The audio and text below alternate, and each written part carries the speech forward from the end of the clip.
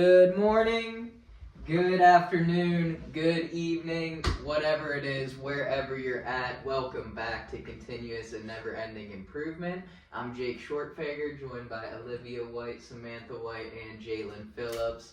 We're happy to have you back. Like, comment, subscribe, share this with a friend so we can get it out there. But with that, I'm going to go ahead and pass it on to our lovely co-hosts.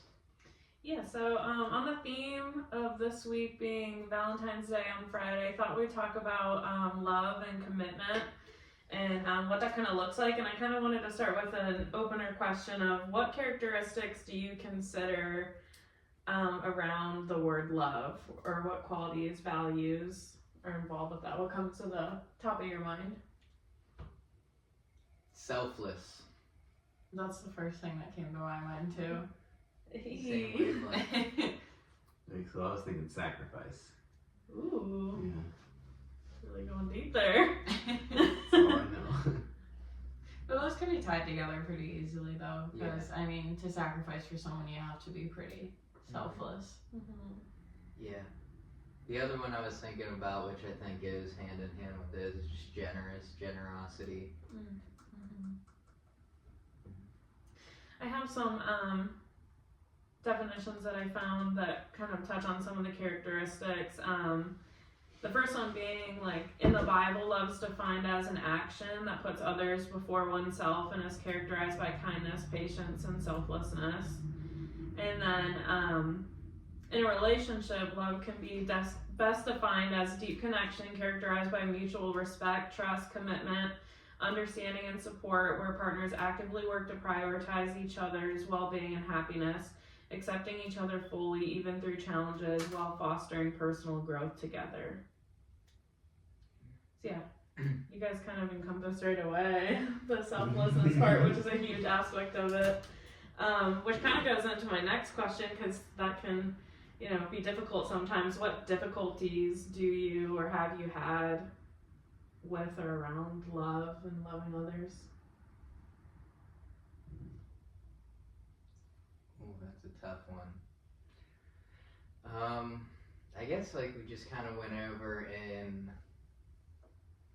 Bible study is just, and it kind of goes into what we talked about at our marriage group last night too, but it's just, I think putting expectations and confidence in people, or in love that, for, how do I want to say it? More or less like kind of making another person like our higher power, looking for them to satisfy and like fill, to like make us complete, where, it's not just not looking to be a complete person and two complete people making a healthy relationship, but really like, I love you, do this or that. And, I guess just to round it out without rambling on, it's just, putting certain expectations on another person that really only come from God and our Savior. And that's something we talked about too, is just, how love is the very nature of our Creator. And I think everyone's kind of guilty of that at some point in our life, I think, is just looking and relying on another person to make us feel whole, when really we should be, kind of just worried about ourselves in our own faith walk there, and just finding two people to come together and obviously be there to, care for them whenever they're down in that, but to not come into a relationship empty, and be looking for that to be like the missing piece. Because as we talked about, flesh will fail, people will fail you, I think that's when it goes wrong, is when, we're still working on ourselves, and then looking to have a healthy relationship. I definitely agree with that. I feel like that's my biggest thing, expectations. But really just, it's crazy because it's, when you talking, I was like, it came full circle, and like, it's amazing how much God really loves us and like will give us exactly what we need. And sometimes what we need is essentially to be checked. And like, I say that to say, like, with my expectations, I feel like, I've always been taught the golden rule: treat people how you want to be treated. And like, it just, that looks different to everybody, and especially situationally. and in my black and white brain, that doesn't add up at all. So it doesn't matter the situation, doesn't matter the individual, but if like someone responds in like a way that I know like I wouldn't respond, I don't ask why, I don't ask this, that, other, I just immediately assume like, okay, this mother don't love me, you know what I'm saying? And like, but it's just crazy, and like that's why I'm like, God loves us and gives us exactly what we need, because at that point, you know, for me at least, it's like, oh, something's off, you know what I'm saying, inside, and like, why do, like you're saying, why do I need somebody else to like be me, be the top version of me, you know? And it's just like the expectations on love is like, that's essentially where a lot of my faults come in at. It's funny you said that, because my struggle is actually kind of like complete opposite. I think I feel a lot of guilt when I know I'm disappointing someone, but you can't constantly be selfless for someone else. And even like if I do think I disappointed them, I don't think in my heart they love me any less, but I'm thinking they're thinking like, oh, they just don't love me then. And I think I struggle with that a lot, but it's like, you're bound to disappoint people, but it is a struggle, because I'm like, I hope they don't think that I don't love them. I just can't always put them first.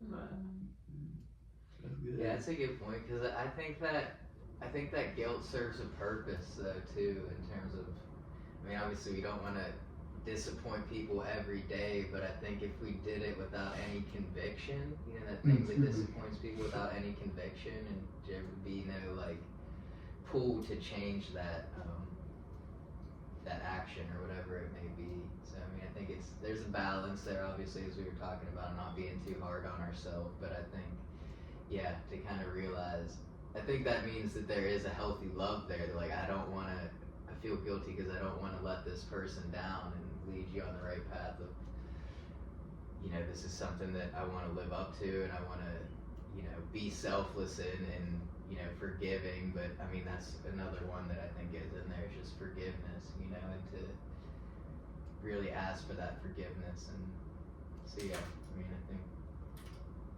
obviously we don't want to feel that way, but I would be more scared if I did something like that and just easily brushed off like whatever, you know what I mean? They know who I am. They either want to be with me or they don't, you know what I mean? And kind of just let them walk out in that way, like that's not necessarily love. I think as being someone that's single too, I can like tie love a lot to like not being in a romantic relationship. Like, am I worthy of that kind of love, or am I ready, or have I like gone through these certain tests almost for that kind of love? And like sometimes I can get in this space where like I'm not acknowledging like there's love all around me in other relationships. It's not just like a romantic relationship where love is. But I also am like a super, on the other side of that, like loving person, and I can find love or good in like anything, almost sometimes too much, to where it's like dangerous and I'll get hurt and then throw up my guard and guard my heart too much. And that goes back to like probably why I'm resistant or don't even put myself in environments or situations to be in relationships. So it's kind of like, I don't know, it's this whole mosh pit of the cycle that I do, where it's like love super hard, get hurt, close yourself off, and then wonder why, you know, you're not in love with someone, and then just like recycle it. And I don't know, that's been like the most difficult part with me, I guess, more specifically on like the romantic side, but also not like even loving people like even family, but like people that you work with, like work family, friends that like let you down. I think it would make it harder for me to love, but like I feel like I just like compartmentalize it in different areas of my life, if that makes sense, where I'm like, okay, I won't let like outsiders in then, but I'm still could be hurt by someone like in my circle. Like there's not a level of discernment being used at a certain point, if that makes sense. But no, that's a great point. It made me think of, again, kind of going back to Bible study, of, you know, trusting like our own performance and like our own will, of just, because I used to be that way too, in terms of like I would isolate. I thought that would solve my problems. Like I was guarding my heart by isolating and keeping people from around me, but in reality it's putting the armor of God on, letting him guard our heart, you know, and whatever happens, kind of learning from that experience and that. But I mean, we're called to do life together is the big thing, and I think we can get caught up sometimes after being hurt and just, well, I'm gonna do my best to really guard my heart and protect myself then, when really it's just knowing that even if I am hurt, like he's strongest in our weakest, you know what I mean? And not being afraid to kind of put ourselves out there. And that doesn't mean putting yourself out there in like situations that you know are harmful and leading to, you know, potentially getting kidnapped or whatever, you know what I mean? Where it's like, I don't have a good feeling about that. Like, that's probably a nudge to not do it, but just in terms of trying to control the hurt that we go through, where, you know, sometimes he's going to permit those experiences for us to learn from and, like you were saying, be tested to really get to the end goal of, you know, finding the person, not even the person that we're willing to commit to, because again, that's something we talked about in our couples group last night and I shared earlier. It was just, you know, there might be 100,000 people that, you know, that you could commit to and it would work out and you'd have a healthy relationship, but it goes back to kind of like what you were saying with if I had really walked or like ran the race long enough and learned the lessons that I'm now ready to commit to someone and be a healthy part of a healthy relationship, or am I still, you know, in the phase of learning what that looks like? And I would be remiss if I didn't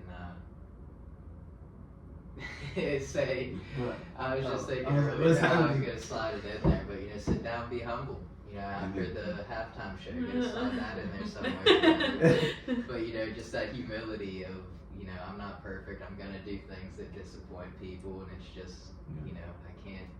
None of us are perfect. And I think we have to go into relationships kind of knowing that, and it's just, it goes back to intention too, to not, you know, knowingly or intentionally hurt somebody. Like, you don't want to do that, but like when something happens and you feel that guilt and that shame, knowing that, you know, he comforts us, he'll be there, and we'll learn from it, and we'll move forward from it, you know.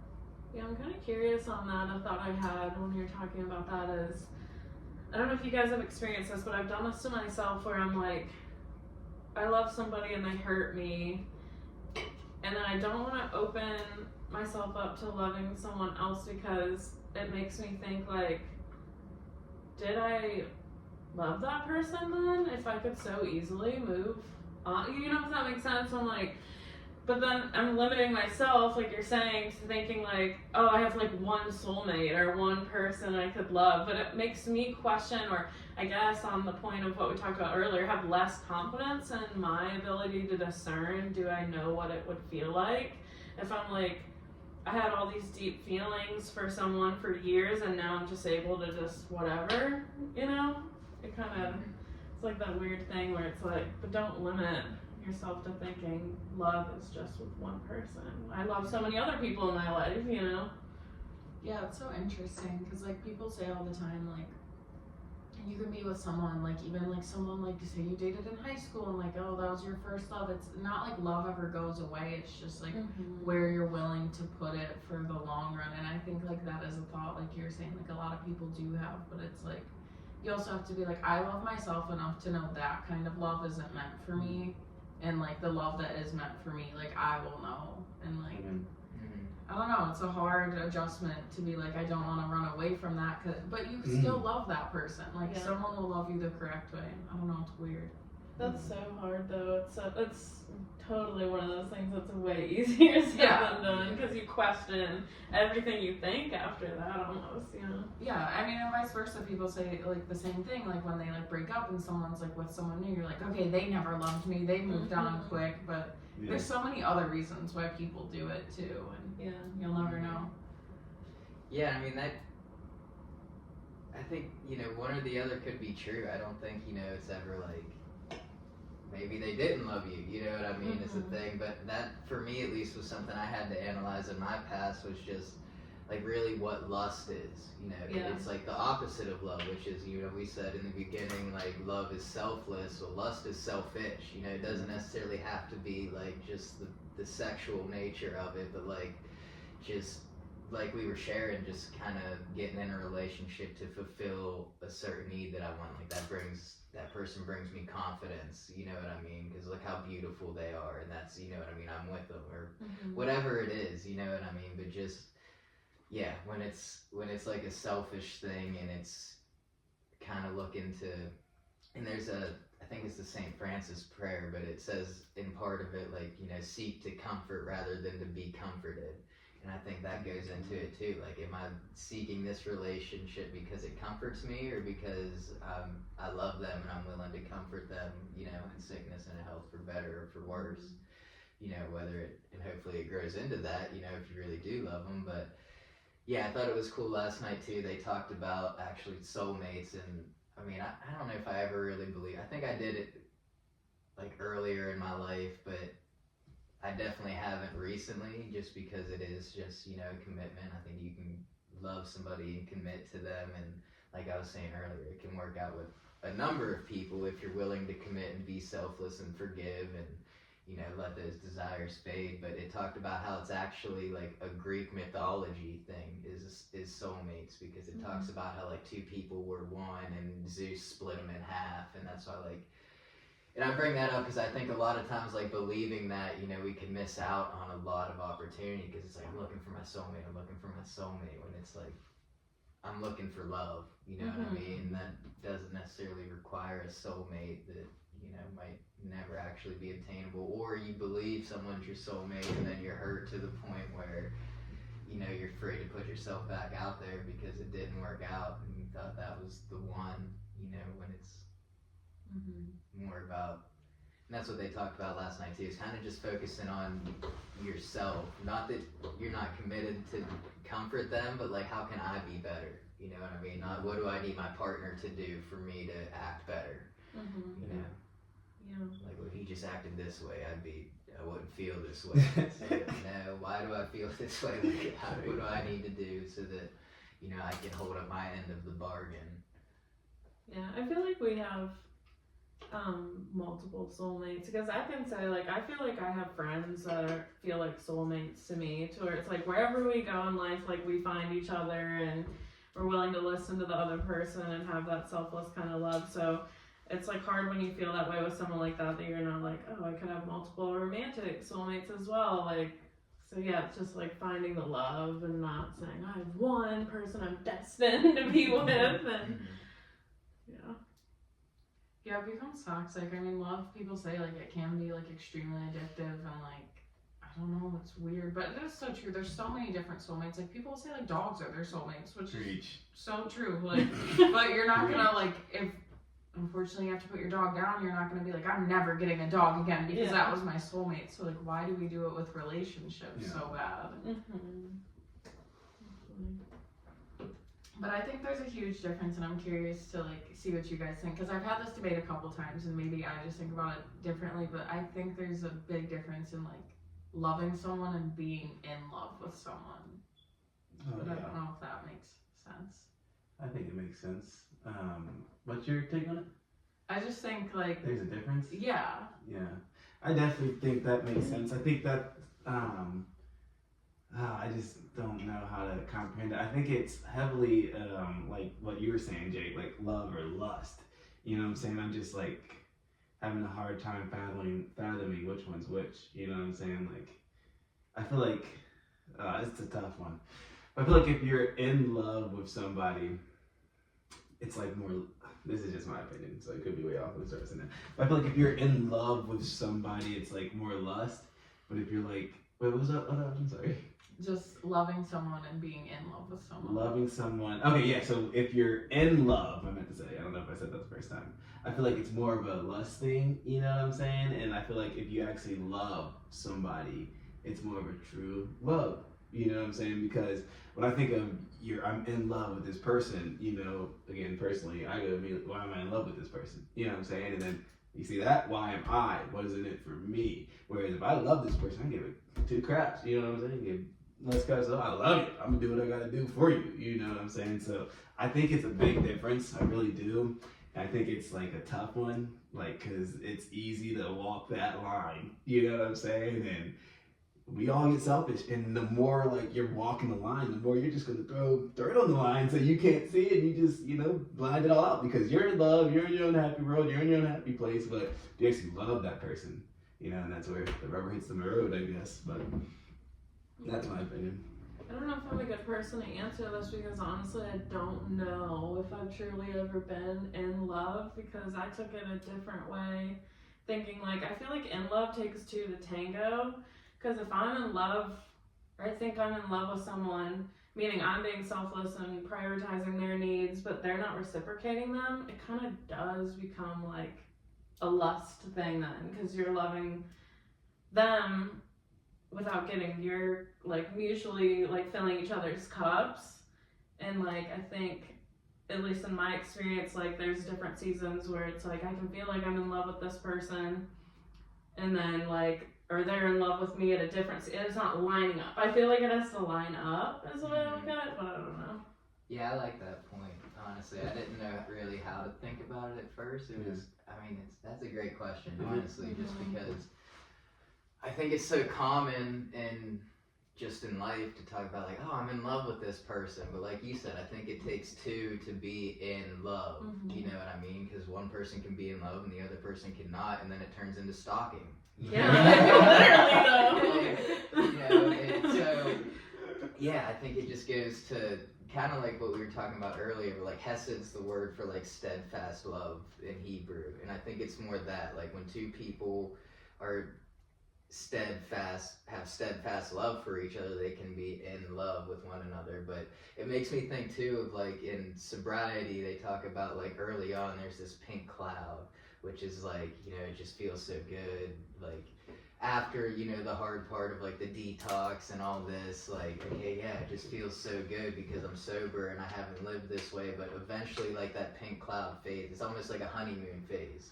And then like when that fades, like are you just chasing the honeymoon phase, or like do you actually love that person enough to like do life with them and like go through the ups and downs of it, you know, and have a family and know it's not always going to be sunshine and rainbows, but to really, you know what I mean? But I think when people think of in love, they're like, they think it's just going to be a honeymoon phase forever, you know what I mean? And it's not.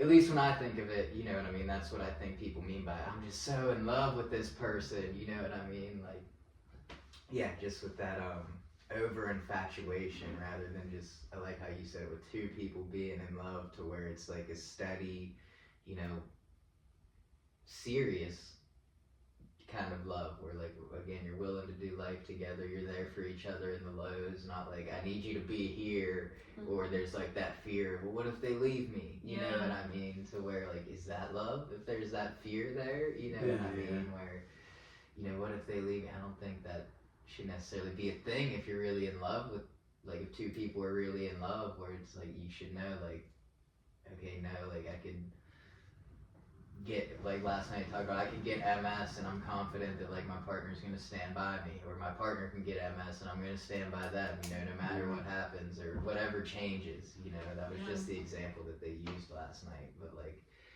whatever changes, like are you really in love with that person? It's not just about how they make you feel, but you know, really just being committed to each other and comforting one another.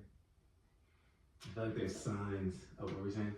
I was just curious, like, is this what you've heard in debates, or do you have different takes on that question? I've heard all sorts of stuff, like commonly a lot from men, so it was really interesting to hear the both of you go so deep into it, and I have so much respect for the both of you.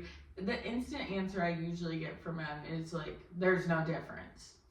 But I definitely think there's a difference, and I think all of you changed my opinion on it a little bit, because like the easiest way I would always justify it, but now I'm questioning if that's even correct. I mean, there's really no correct answer, but like I would always think like being in love is like you're actively in love with someone, and love is just like I said, like you can love someone forever, but that doesn't mean you're in love with them and like actively want to do it. But I guess there's so many ways to analyze it now, so now I really don't know what I think. Yeah, it's almost like having that partnership, because being in love's like a beautiful thing, but loving someone without it reciprocated is like the worst feeling ever. Yeah. Like, so it's just like, I think that's like the line almost, but it's a really interesting question.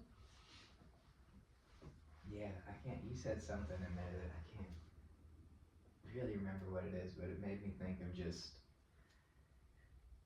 oh, now I'm blanking on it. I don't know, maybe we should just go. Can you kind of repeat some of what you said a little bit? Oh, I was just saying, like, I think of it more as, like, in love, like, you're actively, like, in love with someone, and you'll love someone forever, but that doesn't mean it's something you're, like, actively pursuing. Yeah.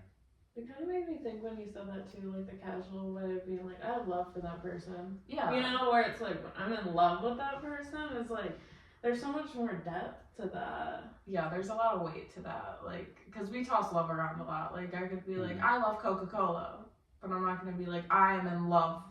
Like, How do you guys feel about saying, like, I love you to people? Like, that's an interesting topic too on this, because I feel like sometimes we don't say it enough, even to, like, people that you're not in love with, but you have love for. It's like, what if that's the last time you talk to them? I'm huge on it. Like, especially, like, at the end of a phone call. Like, if I don't get the chance to say it, I'll text it, or I try my best to squeeze it in. Like, obviously we work together, but you'll even call me about something for work and I'll be like, okay, love you, bye. Like, Yeah. I think it's important too. Actually, it's crazy. I don't think I do it to the people closest in my life and tell them, but I do really, just like you, I think it's so important. Really just coming from like where I came from and like pretty much how I lost my dad and how that all pretty much like happened. But yeah, no, I think it's important because it also goes back to me thinking like, do you really love them, right? Or do you only love them because there's something in it for you? You know what I'm saying? And I guess it's just now the black and white in me, but always just being taught to love yourself or love your neighbor as you love yourself, you know? So I love you. And it's all this, you know, and I can speak from being on the other end of it. You never know when somebody, you know, needs to hear it. And also you never know the effect it actually, I guess it's the same point, but you never know the effect it does for that somebody, you know? So why not shoot that shot and just tell them, like, you love you. You know what I'm saying? And like, not, like, I just love you and just to know That's so somebody. true, because sometimes when people say it in a casual conversation, and I just, like, I didn't know how much I needed to hear it in that moment, and it's like a fleeting thing of like, wow, that was nice, and I just go on about my day, but the wow, that was nice meant so much. Yeah. Yeah, I was gonna say, like, I think I could do it more in terms of just like with you guys and like just like my friends, because I mean, in terms of my family, like it's second nature. Like I grew up, you know, every time I leave the house or get off the phone, like with my parents or my grandparents, was like, all right, I love you, bye. You know, like there was no,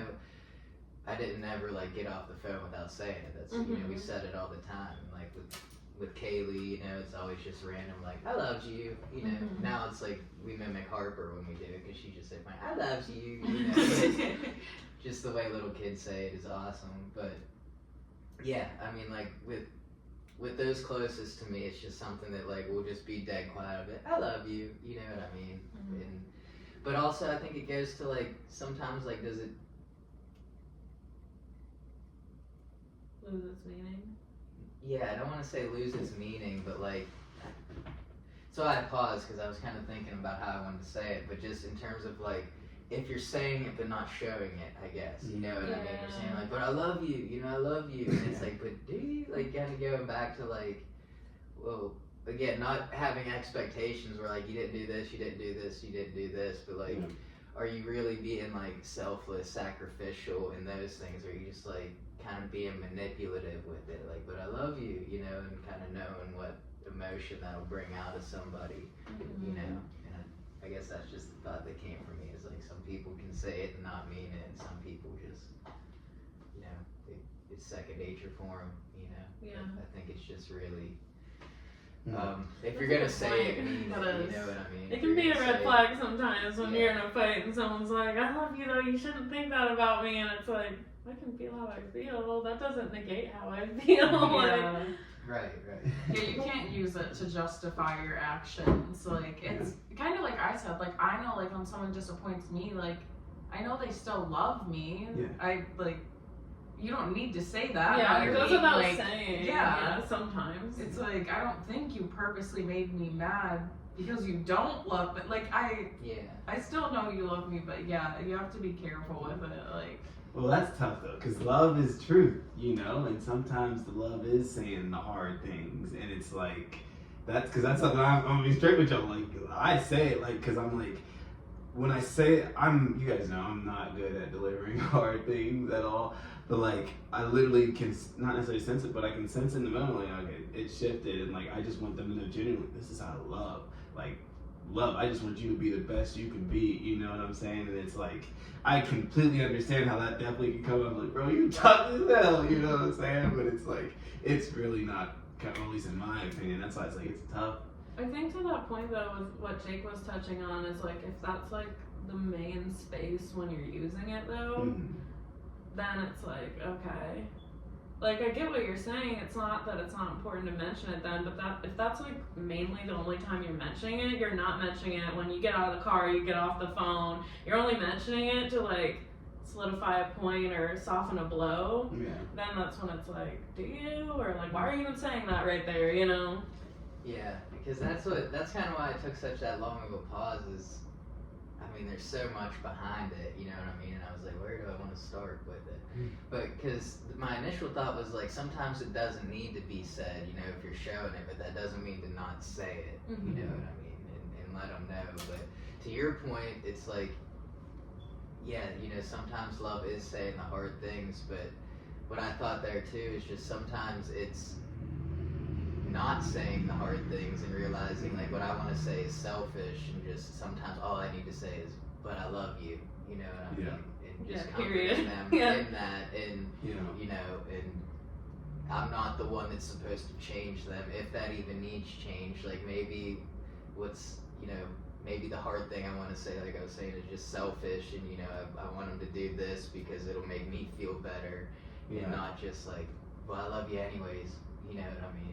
Yeah, that's so funny you said that, because it just like solidified the placement of it, because it's like, but I love you, or I love you, but blah. And it's like, ending with I love you is better than saying I love you, but I really gotta tell you this, and you're like, oh god, here we go. Like, yeah, I think too, like if you're showing it properly, to your point, and saying it in the correct settings, you can have those conversations, and you don't need to cushion it with, I'm doing this out of love though. Like they feel that you love them. Like you, like I remember like my mom, like I was at work and she like brought me like a card that said like I love you and I'm proud of you, and like brought me a cookie. And then she probably yelled at me when I got home, and she didn't need to be like, I love you, this is why I'm doing it. Like, because she shows me in other realms. Like she didn't need to cushion it. yeah, that's true. But I think too, like a lot of the communicating, like saying like I love you and like receiving it is a lot how you were raised. Like I have a friend that calls her parents by their first name. They never sat down at the dinner table. She doesn't say please or thank you. She doesn't say I love you, and like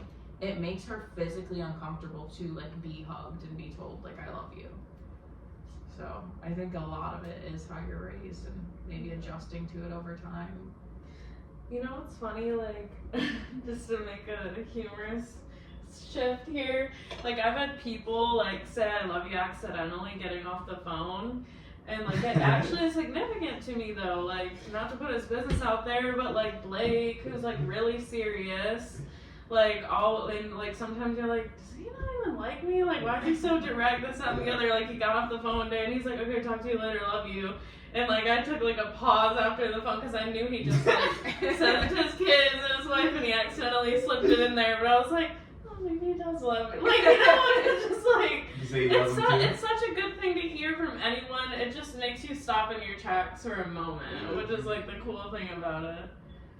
Yeah. And I think that's a great point you had, because just, like, I know my parents love me not because they tell me they love me every time we get off the phone, but it's, what came to my mind as you guys were talking was like, say what you mean and mean what you say. You know what I mean? And it goes back to like, you can say I love you 1,000 times a day, but if you're not showing it, they're like, do they love me? Like, I don't know, they said they love me and then they hit me in the face. You know what I mean? It's not lining up for me, you know? Or to where it's like, that's just, I'm reinforcing the actions that I show by saying like, I love you, you know I love you, right? You know? And not just trying to, I don't know, like I said earlier, be manipulative about it and say like, well, but I love you, like, okay, I pushed you down some stairs, but I love you, you know, you made me angry, like, no, you got angry, like, you need to check why you got angry, and you know what I mean? Maybe go to some anger management, not just find the right person that lets you get angry all the time. Like, Yeah. yeah. Yeah, that's so true. Yeah, especially just like the whole like people justify like their actions so much by using love. Like I don't know if you've watched it. I know we made you watch it, but it ends with us. Like that was huge to like justify to women. Yeah, like so you know, it's like you can't be like I did it because I just love you so much and like it made me so angry. And it's like you can't do that. That's not love. And but I do think it goes back to like love and being in love. Like you're not in love with that person. I think you have the ability to love every single person you come in contact with. That doesn't mean you're gonna fall in love with every person you walk by. Like, Yeah, that's a great point. Because again, it just goes back to like, what is love? You know what I mean? Loving that person as they are, you know, regardless. Like you were just saying, you have the capacity. We all have the capacity to love everybody, but you know, it's whenever I get like, well, this person makes me angry. It's like, okay, well, why am I getting angry about it? You know what I mean? Is it? I'm not letting them be them, or like he was talking about, you know, like really loving where they're at in their walk. You know, it's like I want you to get on this page. You know what I mean? Like read faster, whatever analogy you want to use. But yeah, I think just really looking at it like, okay, well, I love you where you're at. You know, because I want someone to love me where I'm at too. I have to understand I'm not perfect either. You know, and if I want love, I gotta give love. And that's. I mean, that's like the cool thing about it though, because like what we say and what we think, whatever, like, but love taps into how we actually feel. And, you know, sometimes they're like, I love you so much, well, just bring out the worst in me, and like I get so angry or so like, or you make me feel so like empty sometimes just because I care so much, and it's just like red flag, like you're feeling like it doesn't negate you can't ever get frustrated with someone, but like if that's a consistent thing, is that an in love thing or like?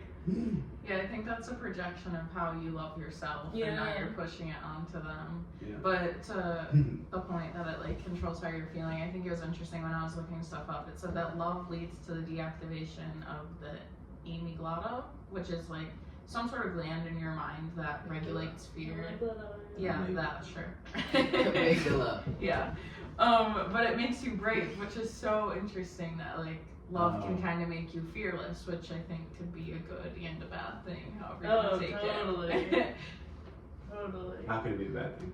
Oh, because you will just like risk it all because Yeah. you think, oh, this is the person, I'm gonna do everything in my power to like hold on to this thing. Yeah, have you seen like 90 Day Fiance where they're like, yeah, I'll send you my whole entire bank account and move you over here with me because I love you. Like, Yeah. Yeah, I think that just goes back to like how it can be so manipulative. You know what I mean? Like you were saying, the red flags. I mean, sometimes we ignore them, but it's like Yeah. really shouldn't ignore any red flag. You know, in Yeah. that realm, just because it's like. Again, are we just holding on to that feeling, that infatuation, like what it's doing in our brain, or is it, you know, and ignoring what the signs that are in front of us, or just because I think again people be like, it's just the blame game of like, I just love you so much, you bring the worst out of me. It's like, why aren't you working on yourself? Literally. You know what I mean? Like, It's yeah, so if you love me so much, you want to be a better version of yourself, not continue to use this as a crutch. You know? It's such a crazy point though, like you were saying, like ignoring red flags, because you wouldn't do that in any other setting. Like if you were going for a walk and stumbled upon like a bloody knife, you wouldn't be like, I'll keep going. Like you would turn around. Yeah. Like, Who knows what it could be? Let's just keep moving. yeah, like, You're like, I'm so street smart. yeah. It's funny. Yeah, we're with jobs, you know, I feel like that's a good one. You know, how many people like leave jobs to go find another one because it's not satisfying. Like you don't ignore red flags, you know what I mean? When there's I think it's important to realize what a red flag is too, you know, like when it feels manipulative, it probably is, you know, when it's just someone you love having a bad day, like, you know what I mean, you want to be there for him, not misinterpret as this is a red flag, gotta get out of here, you know what I mean, because then you're just a runner. She a runner, she a track star. Yeah, it's funny because you can be like, oh, I had 5 jobs this past year. And like it was all of them, never me. Same thing in relationships, or it's just like, guess I'm the problem. Yeah. Yeah, that's a great point, because wherever you go, there you are. Yep. You know, I mean, that's what it is. It's like that personal struggle to figure it out. It's not gonna, and that leads back to people feeling like too, like they feel like they did something wrong, when it's like you have to understand, like wherever they go, there they are. Wherever I go, there I am. So I can only focus on me. And when something like that comes up, like I was talking about, like anger, frustration, whatever, like why did I get frustrated there? Why not? What did you do to make me frustrated? That's just playing the blame game, you know. So that's something I got to deal with. It's my anger, not what that person did. You know what I mean? But just to where, and that person will continue to struggle, or find somebody that enables it. You know, it's not that they figured it out. You know. Yeah, lots of looking inward for love. Yeah, this is a cool topic. I think that goes back to, not to continue talking about it, but I think it goes back to like what you were saying, you know, or what you say all the time with like, you know, love, I love you like you love me, you know what I mean? Sometimes we need to love ourselves better to really love people in the right way, you know, and not just to justify our actions. Yeah.